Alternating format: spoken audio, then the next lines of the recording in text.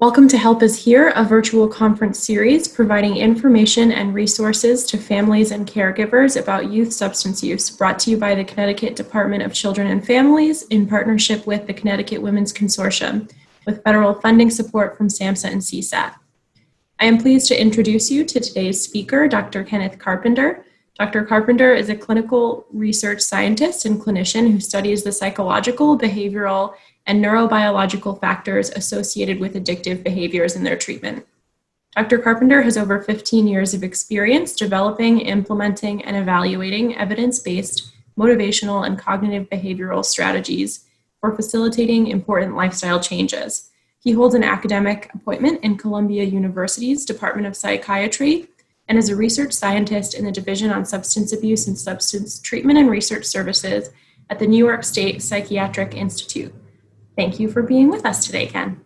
Oh, thanks for having me. I really welcome the opportunity to be able to talk about some of the work I've been doing with colleagues over at the CMC Foundation for Change. And basically, we're just a not-for-profit that are trying to get helpful information to families out there and resources who have loved ones struggling with substance use problems. And tonight I get to share a little bit of that. And I'll be talking about the program that we've worked together to pull together for families called the Invitation to Change approach, which really is just a set of skills and ideas that can help support families who are looking to support themselves and their loved one who is struggling with substance use disorders. Tonight, as we talk about the Invitation to Change approach, I really just want to highlight the idea that where we're coming from is as human beings, we can never control another human being, and that's a really heavy lift and hard task to do. So everything I'll be talking about really is about how do we just create a climate and a context that best supports people during their change process. So we may talk about skills and ideas that can be helpful and maybe influencing the decision-making of others, but in no way do I want any of this messaging to come around and talk about this issue of control. We just really can't. But it is creating a space in which growth and change can happen. Just a little backdrop to it. The Invitation to Change approach, really the way we look at it is it's a combination of science and kindness. Science will really show how certain strategies and techniques can be useful. And they have been studied in different clinical trials. And that information can be helpful, but it's particularly helpful and powerful when it's paired with the idea of the importance of relationships, kindness and love in relationships. And if we combine the ideas and strategies from science with the power of relationships and love, a lot of good can come of that. And that's kind of where we're coming from when we speak about this whole program.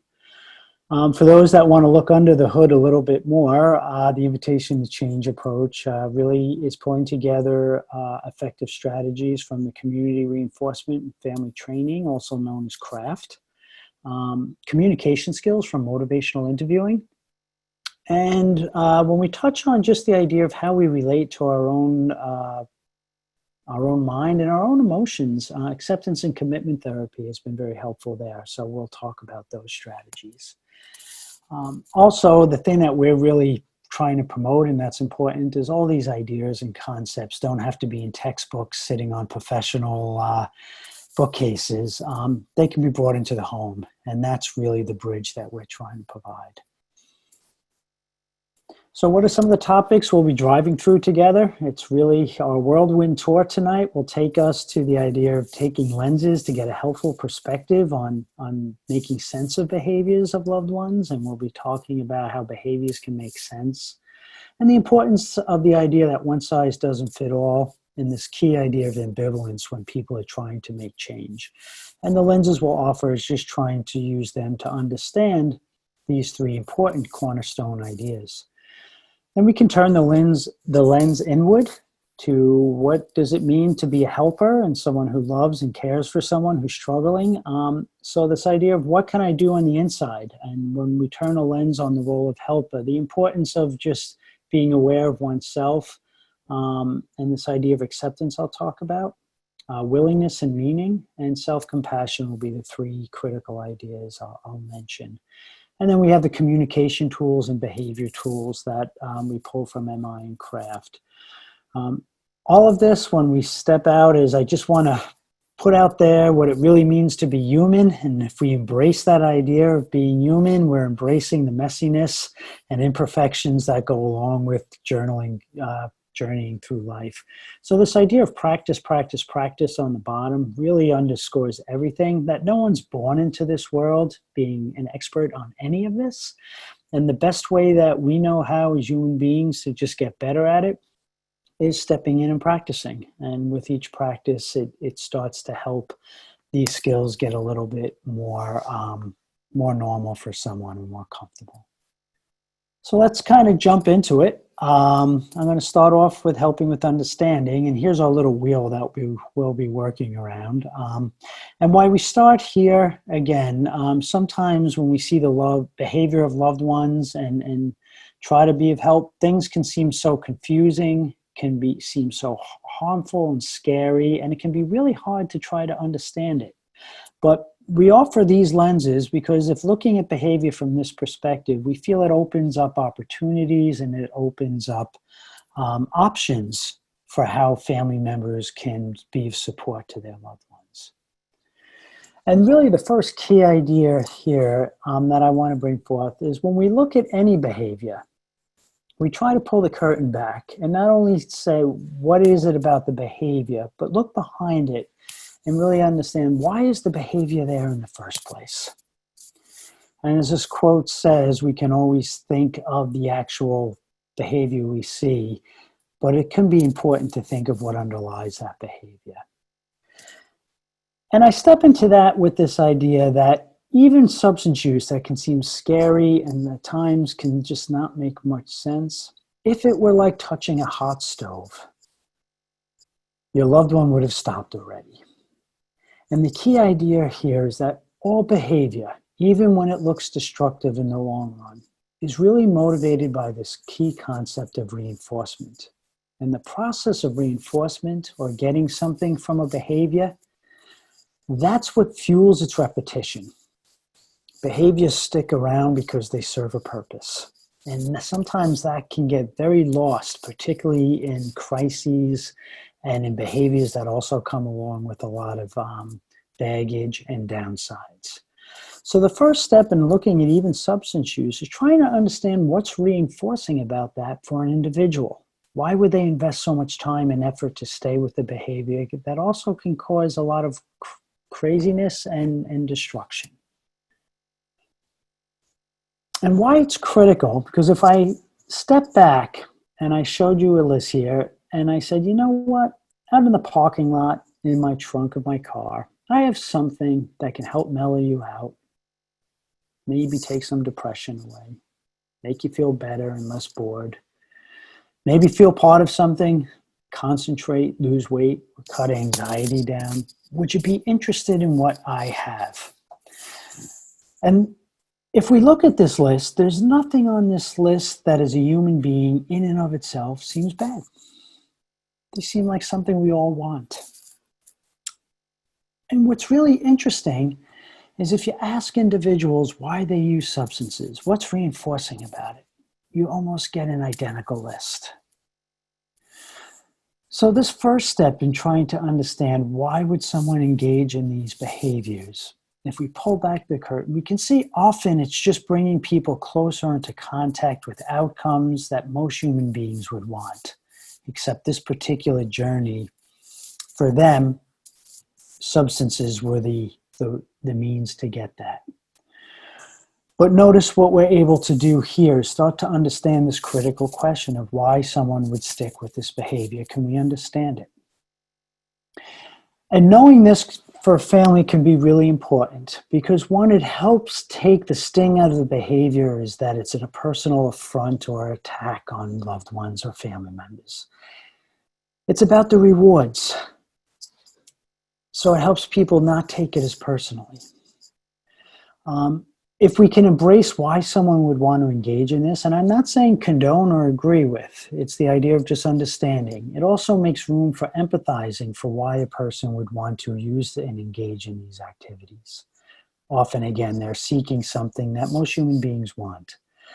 And within that space, it can increase collaboration in both directions. If we can validate and understand why someone does it, there's more room to have conversations about the negative or downsides of things.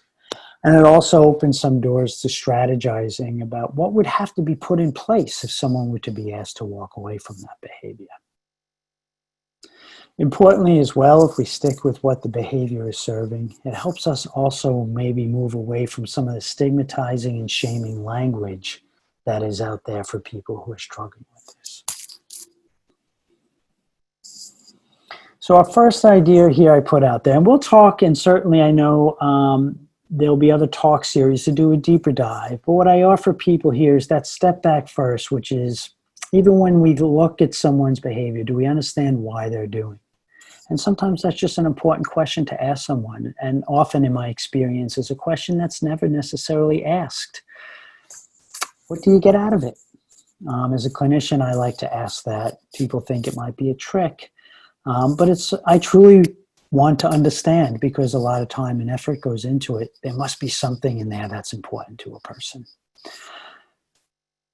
When we start to look as behaviors making sense, it starts to open up the doors that what people get out of behaviors, each person may get something different out of substance use. And then there are many roads into substance use. And just as importantly, there can be many roads out of substance use. And that there's just not one path to change. And this quote really addresses that idea that often a path is just an interpretation or someone else's way out. That may be helpful, but for a particular family and circumstance, there may be a different way out. Often our languaging and our discussions don't offer people options. Why would options and this idea of one size does not fit all be helpful? Well, again, if we put that set of lenses for understanding on, we know behavior is really complex. It is difficult to understand, and because of that complexity, we should make some room for understanding all the different reasons and influences on behavior. It also makes room to think about that different strategies work for different people and for different families. That if a particular option or strategy is offered to a family member and that doesn't resonate with your values as a parent or your values as a loved one or a family, there are other ways and discussions to have. And it's particularly important because if we can tailor and think about the individual needs of an individual, we can actually maybe find a support plan that's more palatable and helpful. Because when there's choice, people are more likely to decide and hold on to something. Imagine if I opened up a restaurant and you came in and I said, please sit down and here's my menu, and you're looking at this menu. If you're a cheeseburger lover, I know you'll be coming back again. But if you like anything else, I don't have such a great shot that one, you're going to stay very long, or two, that you're ever going to come back to my particular restaurant. Similar when we think about the change process, to the extent that people have options on menus and options to think about what would be the best way to help them, we can get more buy-in and it can be more supportive in the long run. And knowing that one size doesn't fit all is really helpful because, again, it helps families who are often given advice that this is the only way you can help your loved one. And if you don't pick that, then we have a lot of different labels to shame you with. But we know that one size doesn't fit all. Families can be flexible in how they provide support, and individuals who are being asked to change can be given options that may make sense to them, and then therefore they're more likely to entertain the idea of making change in their life. One thing we do know is when people feel jammed into the corner, they'll actually defend behaviors, even behaviors they're not so 100% attached to. But if you're forced in a corner, you find yourself defending very strongly things that you don't even have strong feelings about.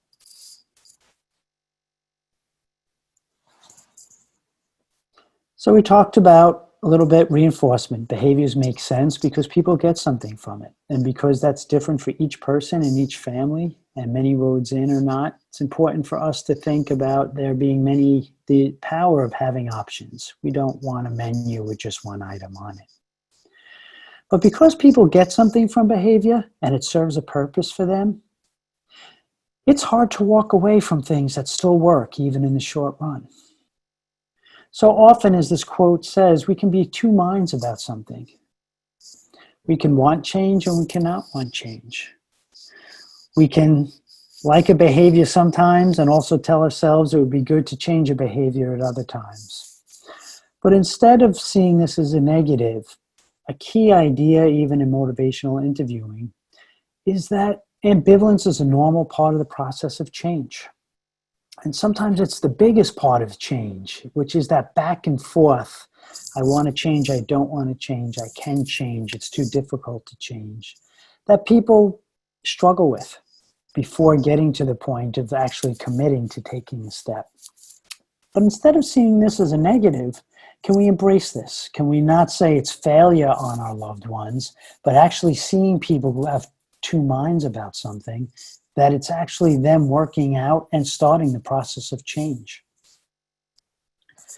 And why we highlight this as a set of lenses is because ambivalence we know is normal.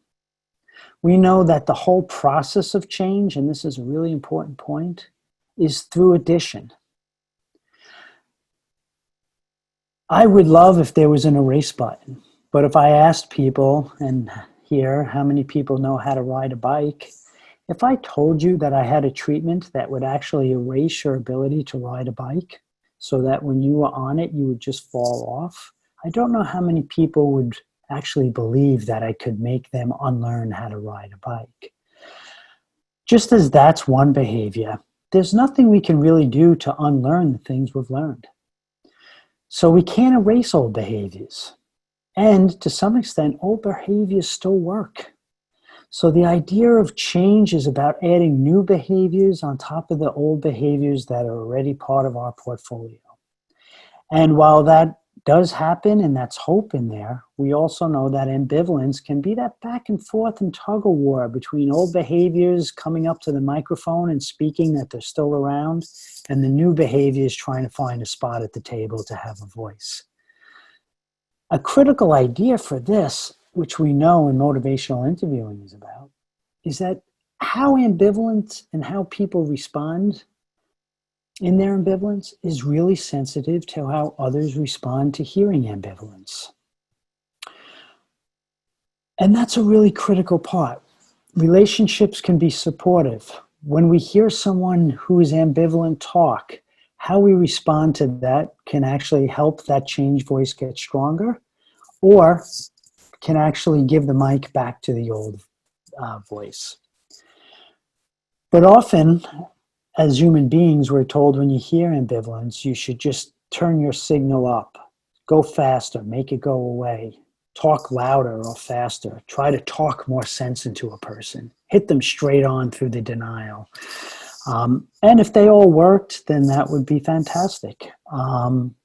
Unfortunately, evidence suggests that doesn't always work. And if we just think about ourselves as human beings, when we're ambivalent or two minds about something, what's it like to be given unsolicited advice or told we have to change? Do we wind up clamping down further and saying, well, you don't understand, and defending the very behavior we might actually be ambivalent about? I leave you with this idea with ambivalence, and we can talk about this in communication strategies. Imagine your loved one is like a pizza pie, and please go just travel with me on this metaphor. If we cut the pie in half and said any ambivalence is really two voices, thoughts and reasons not to change, and thoughts and reasons to change. And we came in and we took the voice of change. We told people why they needed to change, why it's good for them to change. What slice have we left on the table for the other person to take? We've only really given them one voice left since we've become the change voice. They'll take the voice of not change, and often in conversations and ambivalence, when you hear people arguing back why they can't change, why they don't need to change, often that means we've just inadvertently taken the change slice of the pie. So understanding skills and strategies for leaving both slices on the table are really key, and that's communication strategies. But we want to embrace the idea that having two voices is just a normal part of change.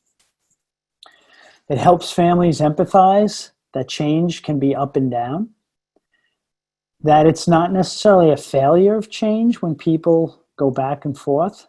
It's more of them being stuck in an ambivalent state rather than being in denial. And it also, as I mentioned, provides a rationale for learning communication strategies to help with how we can respond to ambivalence in a more helpful way.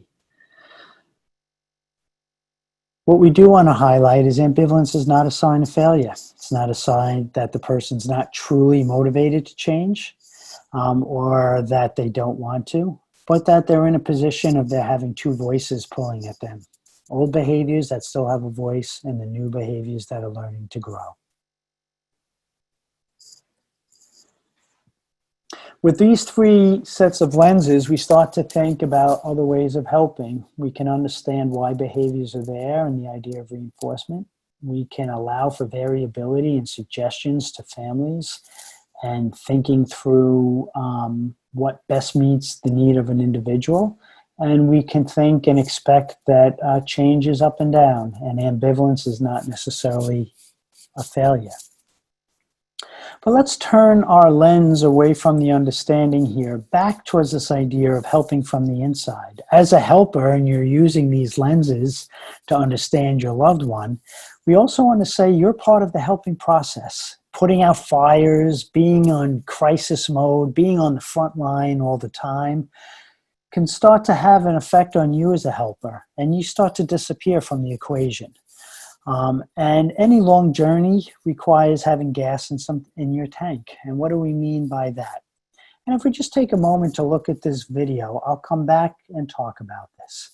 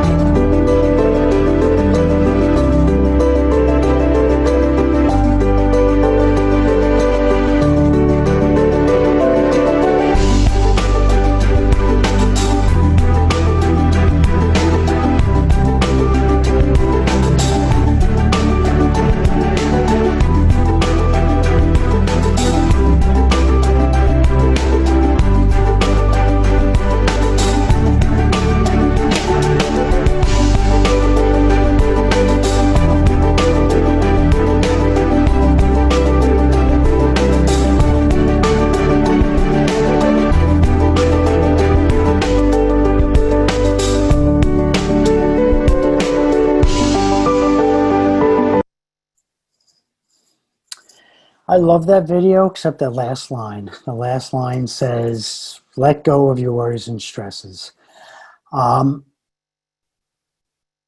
If I knew how to do that, I would love to hand that to everybody. So I leave that on there because often the messaging in the world is just forget your troubles, let go of your worries and stresses. But when you're holding on to something that is dear to your life, close to your heart, you can't really let go of that. So when we come around to helping with awareness, I want to put this out there for people to think about, which is how do you support yourself and your arm when you're holding something very dear to you and you're asked to have to hold on to that for days and days and days and days. Self-awareness, self-care, helping with awareness is how you can support your arm while you are holding on to the relationships, and the people in your life that are dear to you. The components of this idea of self-care and holding on to what's important to you starts with awareness. And often so much of the helping role can be on the person who's struggling, your loved one. And what happens is our awareness goes away from ourselves to narrowly focus, and rightly so, to all the scary stuff and crises that are in front of you. But there's a price to pay for that. With increased awareness, we start to get a little bit more control and over influence in our helping strategies. So starting off is giving yourself permission to just notice what you're feeling.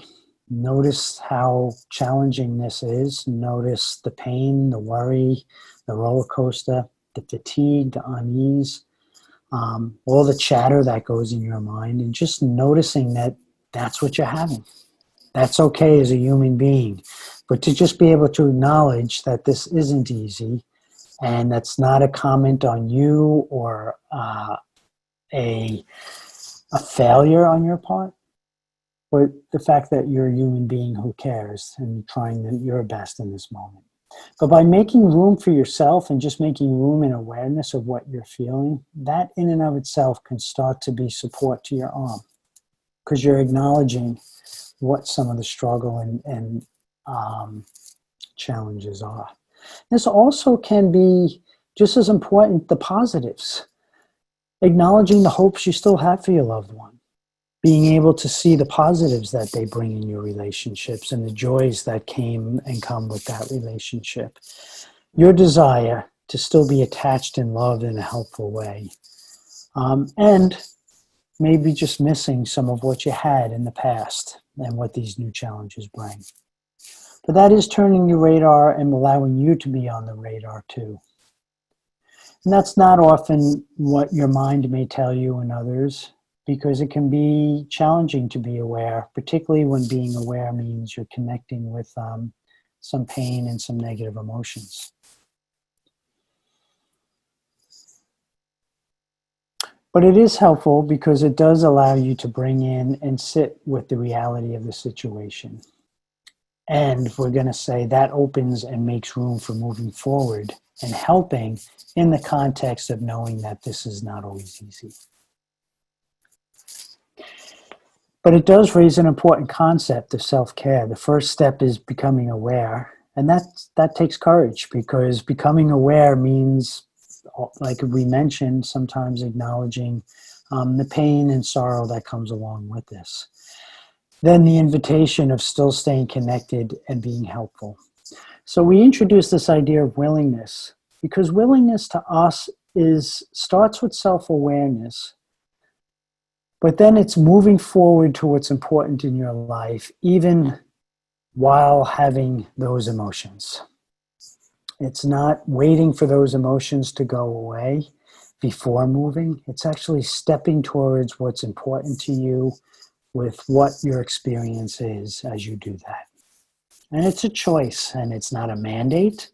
It's just actually life's invitation to us every day to step forward to what's important to us with whatever we have going on in the moment and what's going on inside of us, our thoughts and feelings. And this is critical, because often this idea of what's important, you're here watching this because it's important for you to be there. You're taking the time out of your day to think about these issues because there's something important and of value in you being there for your loved one. And staying connected to that is critical. And doing that in the context of being open to all the emotions you experience while doing that is hugely important in being a helper. And what willingness does is it actually opens up the long-term perspective, which is stepping into the role and stepping towards what you value over the course of your life, while even experiencing discomfort. Not being willing, which is a choice, is the opposite stance. And often we can get into a tug of war of not wanting to feel discomfort because in the short run, it helps us feel better, but in the long run, it can take us further away from the things that are important. And that's the challenge. That is the idea of self-care, which is becoming aware of what's important to you and thinking about stepping forward in that context. Willingness is helpful, as I said, because it puts on the table what's hard to accept about the situation that you find yourself in, not necessarily by choice, but this is what you find being in your life, and still giving you permission to step towards what's important to you, even in the midst of that. It actually, what we say is it brings honor, and it helps, it makes the difficult feelings and emotion part of being in service of something that's important to you. In the process of being willing and the process of being self-aware, as thinking about your role as a helper, being compassionate with oneself is a critical component to self-care. I don't mean self-compassion as pampering yourself and doing great things and saying, you know, I'm going to spoil myself. We are very specific in what we mean by self-care and self-compassion. It's how you sit with yourself. It's including yourself with kindness and acknowledging the level of stress, acknowledging how you're trying to deal with that stress, noticing perhaps some of the shame that comes along with being self-compassion, and also trying to be aware of how the chatter in our minds can be uncompassionate. But if we flip that to say self-compassion is actually a way that you sit with yourself and encourage yourself as a human being who's not perfect, as someone who can support you and have a supportive voice for yourself as you engage in this journey and the imperfections of being human, and not taking all the self-critical chatter to heart. It takes practice, but it is caring about yourself in a way that helps sustain you in your journey that can take time in this context of supporting a loved one.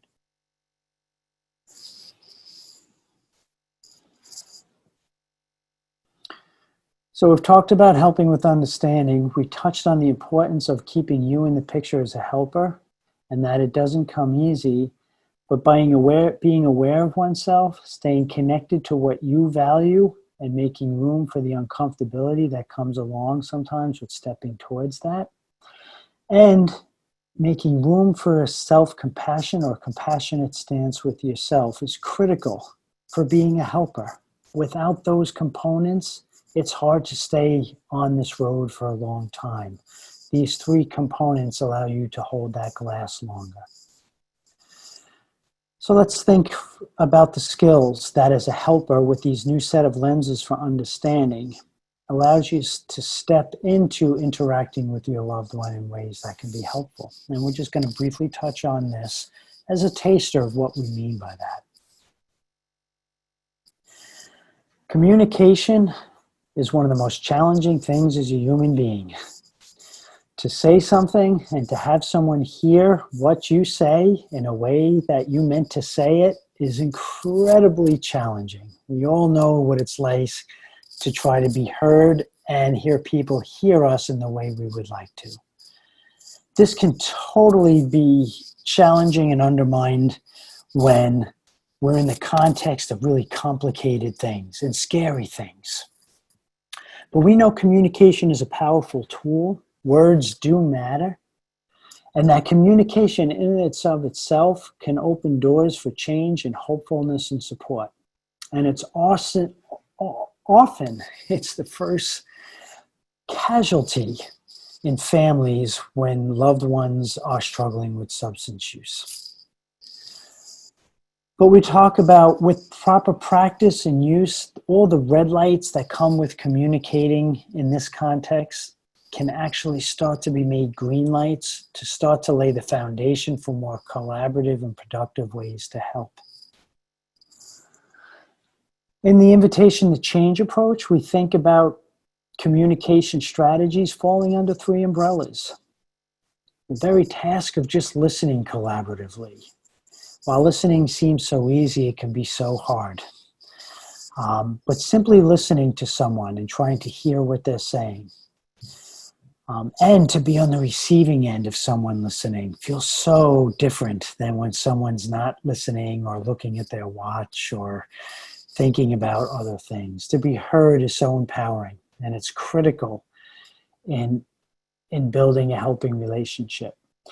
So we have the idea of simply listening, and then we have active listening, which we talk about the importance of how we offer information, how we can help validate the experience of others, and empathize. And these fall under these love skills that we talk about in more detail. Listening and communication also means when we have information we want to share, there are strategies for sharing information in a way that allows it more likely to be heard. We all know what it's like to get unsolicited advice. And we all know what it's like when we're giving it and we're seeing people's eyes just start to glaze over. So there are strategies for delivering information in families that can be helpful, at least increase the chances that they'll be heard. And we talk about how to request collaboratively. And often in helping discussions, we may want to request behaviors of others and ask people to engage in different behaviors. How that's worded and how that's delivered can be the difference between it being helpful versus it being another fight. And these skills are important for doing that. So red lights and green lights are critical, and families can learn how to communicate in ways that increase the chances of green lights and help all the fighting and bickering start to simmer down over time. And that can be critically important for opening up options to support loved ones who are struggling. But again, as what I said before, practice is everything. Practice and patience. And no one's born into this world learning these skills. But they can be learned with practice and can make a difference around the dinner table when they're being implemented. So communication is helpful for changing the tones of interactions in a home that may have changed to a lot of fighting and argument and no one communicating. It helps to change the tide for collaborative interactions. It increases the chances that when information is exchanged and talked about, it's more likely to be heard. And this can become a positive cycle and build on itself over time. Communication is mostly what we do as humans, but there are ways to respond to behaviors in a way that make them more likely to occur and ways to respond to behaviors that make them less likely to occur. So an invitation to change, the first thing that's critical for long-term change is this idea of positive reinforcement. We spoke about it with understanding behaviors, and I highlight that because often in some circles you'll hear drugs are powerful reinforcers, and they are, and they work very well at what they do, and that's provide outcomes that keep people doing it. So we don't need to understand or use reinforcement for just understanding drug use behavior, but reinforcement is critical for any behavior we want to see more of. And this phrase captures just how much more positive reinforcement can help build behaviors. Remember when I mentioned behavior changes by addition, one of the processes by which addition works is reinforcement. So reinforcement helps individuals learn that the world can embrace and respond positively to new behaviors. And that's critically important. It's not just about being nice and turning a blind eye to behaviors that you don't particularly like, but it's strategically keeping an eye out for behaviors that you'd like to see more of and build the scaffolding and support around those behaviors so they're more likely to get traction and take hold. I always ask people to think about a garden, and while there can be weeds in the garden, a gardener's task is also to help grow the flowers they want to see more of. And if we spend all the time killing weeds and focusing on weeds, the very flowers we want to grow and support can also then just wither away because those flowers need reinforcement. They need water. So reinforcement is still critical for helping to grow the flowers and behaviors we want, even in the context when there's weeds. And these other behaviors we call positive opposites. If people are asked to walk away from substance use, what's going to take its place? This is critically important in understanding skills because it allows family members to stay connected to their loved ones and to be able to respond to behaviors positively, even when there's negative behaviors around. And that is, reinforcing doesn't make you an enabler. Reinforcement gives you permission to still stay connected and respond positively to the behaviors you would like to see more of. And it's critically important as part of change.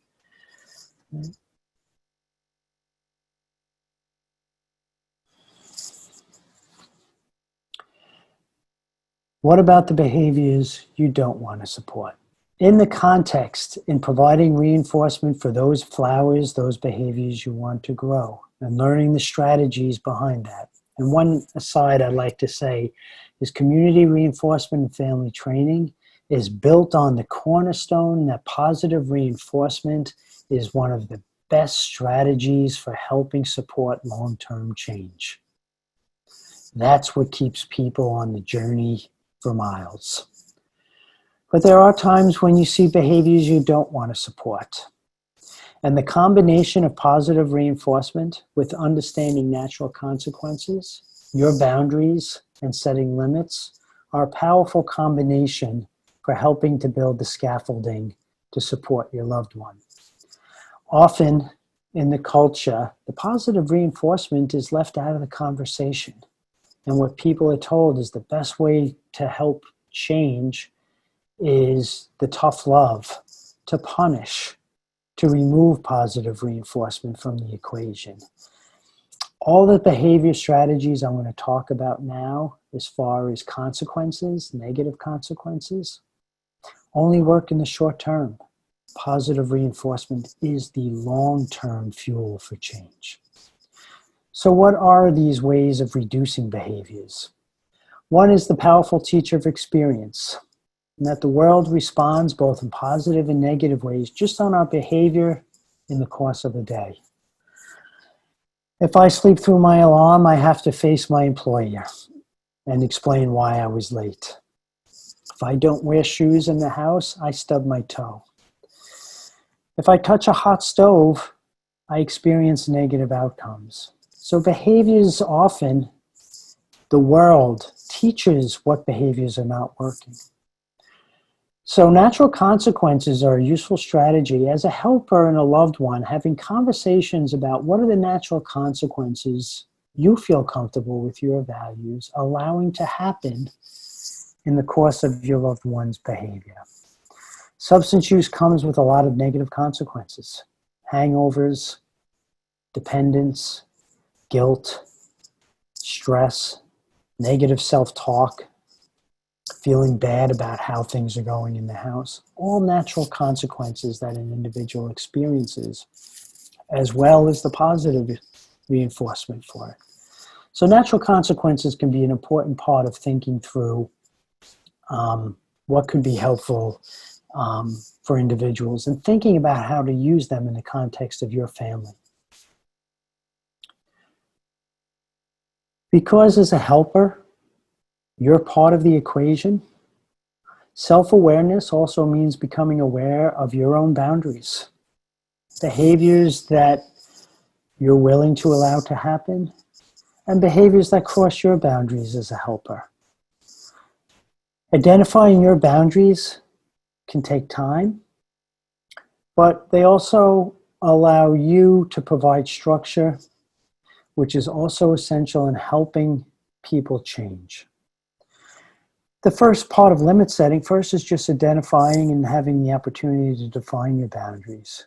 What behaviors are you not willing to accept? And thinking strategically about how you want to respond to those behaviors that cross your limits.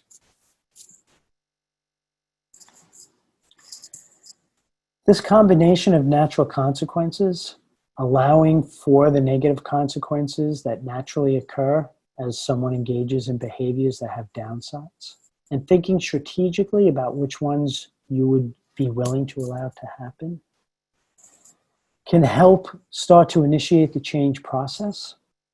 And we call it a quiet confrontation because the world becomes the teacher, not you. Knowing your boundaries and understanding how your loved one's behavior is also important, because identifying your boundary allows you to stay close to your values and guide your decisions about how you want to respond to your loved one when they cross those lines. That's your decision as a helper. That's not a decision that has to be mandated on you, nor is someone else's boundaries the same boundaries that you have. So in part of the self-awareness is giving you permission as a helper to think through what your boundaries are. And reinforcement together work to help you define your boundaries and communicate them to your loved one. The suggested way, as just a side note, to respond to behaviors that cross a line, more often than not, is just to remove access to a reinforcer. And we do a deeper dive here, is the power of reinforcers. They allow you to remove them, and they allow you also to bring them back for the behaviors that you want, which can be a very useful helping strategy. So the overall impact of behavioral tools is that we know behaviors that don't get reinforced occur less often. So setting boundaries and limits can be helpful in there. And setting limits gives your loved one a blueprint about what your boundaries are and where your limits are, which can be important to put on the table beforehand. And it's just not about being tough. The bigger picture here in setting limits is you staying connected to your loved one, reinforcing their positive behaviors, and at the same time being allowed to communicate what the consequences may be if they step over their boundaries. And it's that balanced approach of reinforcing and set limits that provides useful scaffolding for family members. We did a tour de force about the invitation to change approach, the importance of having lenses for understanding your loved one, the importance of keeping you on the radar, and what we really mean about how to support your arm as you stay connected to things are important. And just the idea that you can learn communication strategies and behavioral strategies to help your loved one. The last important connective tissue to all of this is the importance of practice. And we said that before. As human beings, we're never born into this world being expert in anything. The messiness of learning something new and the having people to give us permission to make mistakes and have patience with ourselves is critical. Self-compassion, when we spoke about that, is how you sit with yourself as you're learning.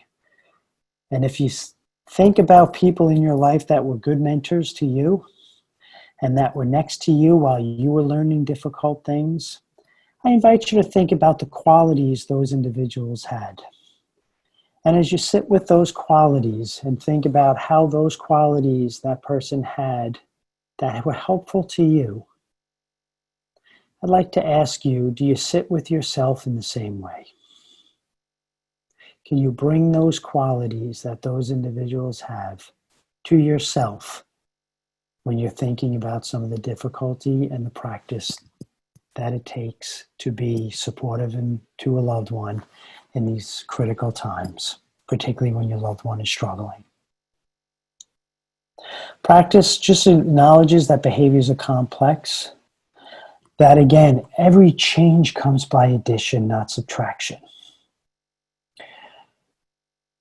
Practice is just helping the process of addition happen and just acknowledging that it feels awkward to learn new things, that we stumble at new things and we fall. And most of learning is just learning how to stumble and fall in a way that protects us and allows us to get back up and try again. And we know mentors and the qualities that bring us that would be more likely to help us get back up and try again. And we probably know qualities of mentors that may make us think we don't want to get back up anymore.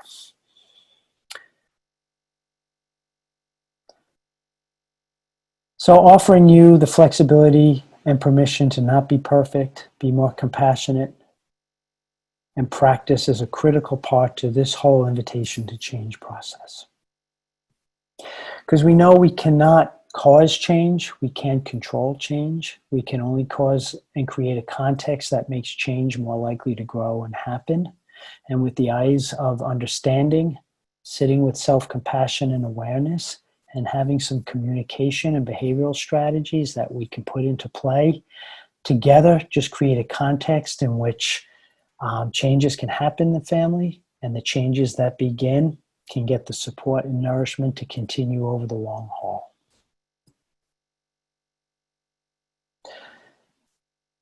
All of these strategies are available online free with the 20-minute guide. And this could be ideas if you want to do a deeper dive, as well as the programs that the Women's Consortium will be rolling out in this series. And there are resources out there that also do a deeper dive on that as well. So remember, science and compassion are a strong combination. You don't have to leave your love and care at the door in order to use evidence-based principles to help you and your loved ones and your family who are looking to make change over the course of addiction. And I thank you so much for taking the time to just hear me go through this and give you the nuts and bolts of the invitation to change.